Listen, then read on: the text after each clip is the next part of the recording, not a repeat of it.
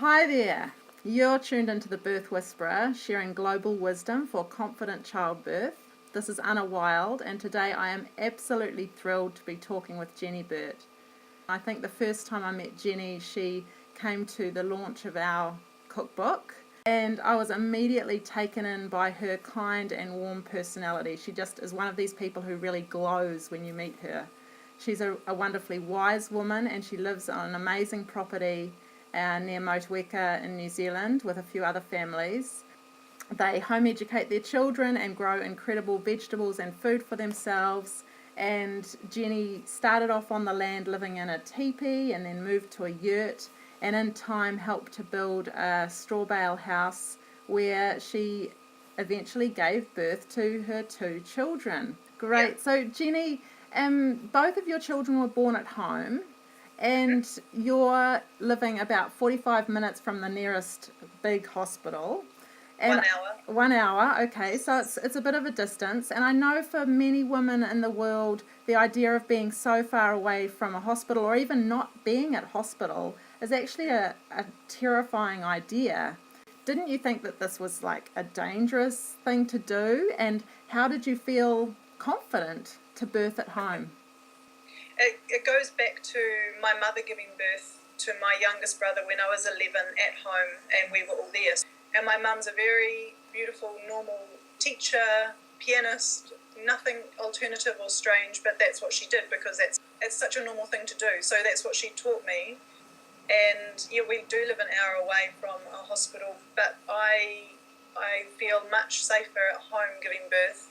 Like, I would find it a terrifying experience to go to hospital to give birth. So it actually just, the midwives let us feel there was nothing to, be worried about. We knew there was nothing to be worried about. It's just in me to know that home is where I birth. And so actually being in a home-like environment helps you to feel safer and more relaxed and more confident? Totally, because it's where that's our family space. That's where I'm in my power. That's where I'm comfortable. That's where I'm clear and safe. And that's the place for me. How can you prepare to be as safe as possible in a home environment? If you're healthy and well, then to me, there's no reason for me to think about going to hospital. So maybe that was the biggest thing in preparation, that I was just very strong, healthy, and ready for giving birth. We knew that we could get in a car if we needed to and go, but I don't know, I just trusted myself so much that, and my baby and my body, that that's just, it worked. And I guess now you have even more trust in yourself because you've birthed two babies at home. It would be really interesting to hear just very briefly how your two birthings were different and how they increased your confidence in birth. So Sequoia's birth, my first child, I think I was as ready as I could be. I read and devoured everything I could on birthing because just my whole life I've been interested in it. And so when I gave birth, I think I was really ready. I don't think I had any fear, so there was nothing to get in the way, and I think then that's why it didn't seem to me to be a painful birth. But it was also going into the unknown. Like, I didn't know.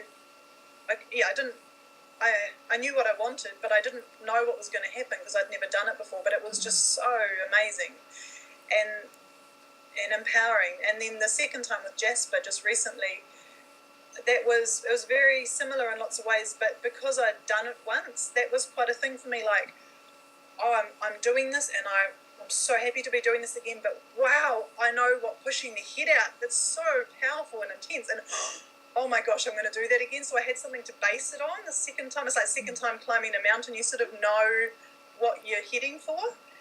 Jenni, you mentioned that it wasn't really a painful birth when you had your first child. I know that many people think that birth is inherently painful. Can you tell us? Yeah. I mean, that sounds incredible that your birth wasn't really painful. It's something that feels really strong in me, and I love having an opportunity to talk about it. It's important for me to say, though, it wasn't like I just didn't feel anything and it was just easy and nothing happened. It was so intense, but there was so much happening, but it wasn't painful. And I really strongly believe that I didn't have any fear of giving birth because I saw my mother give birth at home when I was 11, and she turned to me minutes after and she looked at me in the eye and she said, "See, I'm fine." And that stuck with me my whole life, and that I realised as I got older, all these friends of mine are terrified of giving birth and they've had no experience of it, but I have, and my mum let me see it's fine. So by the time I was ready to birth my first child, there was no fear. We worked away during the pregnancy at things that would pop up and worries and this and that, and look at them and what's going on there, but I wasn't fearful in the birth, and there was no moment where I said, "I can't do this," or "I'm so scared, how am I going to do it?" There was nothing like that because I just trusted, because I'd seen my mum do it. So I believe, and I know that because I wasn't fearful, there was nothing closing my body off or blocking, in fear, tensing, and so there was no pain. It was an intense, beautiful experience, but it wasn't scary and it wasn't painful. And it sounds like you're saying that there is some sort of relationship between perceiving birth as normal, or having experiences that teach you that birth is normal, and having a more relaxed birthing experience in a way. Yeah, totally. Yeah, and I think that's what women and girls always used to have, because there was always an overlap. Girls see mothers giving birth and aunties, and everything's connected, where now it's very separate. And I guess I sort of feel lucky, maybe that's the word, that I got to experience what I did with my mum, where lots of my friends had never seen breastfeeding, had never held a baby, had never seen anyone giving birth, so they didn't. You've told me a story that but this is 2 months ago, that Jasper was born, and for some reason he wasn't breathing and he was a little bit floppy. And what actually happened, and what did you do? And wasn't that scary? No, strangely enough. I birthed him in the water. He wriggled his way out, so he was really dancing and moving when he came out of my body. And I scooped him up and put him on my chest, and he wasn't breathing straight away, which was fine for me. And Sequoia didn't at the beginning. There was no problem there, so I just knew he can take his time. The cord was pulsing. The midwife and I had checked that. But he was white and he was floppy, and he wasn't giving the midwife any of those signs that she needed to be watching for. So she said to me, "Okay, we need to rub his chest a bit." So I did, and I talked to him and said, "Come on, baby, it's time to breathe." And nothing, he did a little splutter and then nothing more. And this was like, seconds happening. It was a very short space of time. She looked at me and she said, "Okay, well, you need to breathe life into him," because the other midwife was off in the dark, getting the, I don't know what they would have done to resuscitate him, the normal thing, cut the cord, lie him flat, make him breathe. But she knew we didn't want to cut the cord straight away as well. So she held up that wish of ours, and she trusted me. So she said, "You need to breathe life into him." So I did. I put my mouth over his nose and mouth, just little gentle breaths, and 2 or 3 breaths, and he was there, and he was totally there, pinked up, breathing, a tiny cry, but then just there, looking, doing all the normal, greeting stuff at the beginning. It was so powerful, Anna. It was really special. And really special. And that's, as you say, a very powerful experience. How did that change you? I get shivers in my cheeks as you ask that. How to find the words? It gives me a huge trust in myself for life. I'd met a midwife who I really enjoyed the meeting with her a few years ago, and she happened to say, if a baby doesn't breathe at birth, all you need to do is do that. Put your mouth over their nose, she said, but in this case I was told mouth and nose, and little gentle puffs. So she'd said that, and I thought, I take that little snippet of knowledge, put it in my basket. If I ever need that, I'll use it. And then my midwife, beautiful friend, says, "You need to do this." So when she said it, there was no thought of, "Oh no, how do I do that? Maybe I won't do it right." It was like, yes, I stepped into my power. This is what I want to do. I want to take responsibility for my baby and my birth and myself. It was just, I think I'm only just getting a hint of what it has actually done. It will last my lifetime with my children and with myself, and with, I don't know, it's so huge. Thank you for sharing that, Jenni. And it's okay.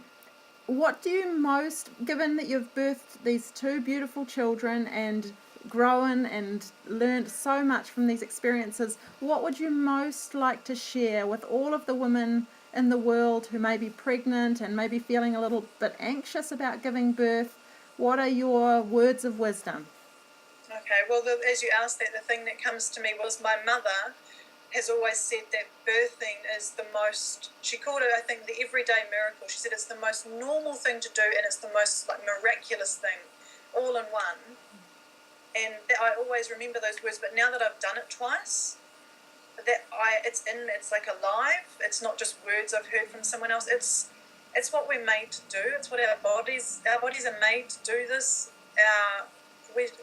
It's the most normal thing to do, but it's the most exhilarating, empowering thing. If you can, if it's like an opportunity, they're waiting and beckoning you, like, come and take this. It's like maybe the biggest thing in my life. And I have taken ice. I welcomed it and took it, and I encourage you all to do it for yourself in whatever way that comes. Yeah. Well, just hearing you speak is very empowering, and I want to thank you so much for sharing your story and your birthing experiences with us, Jenni. Thank you so much. Yeah, great. I love it.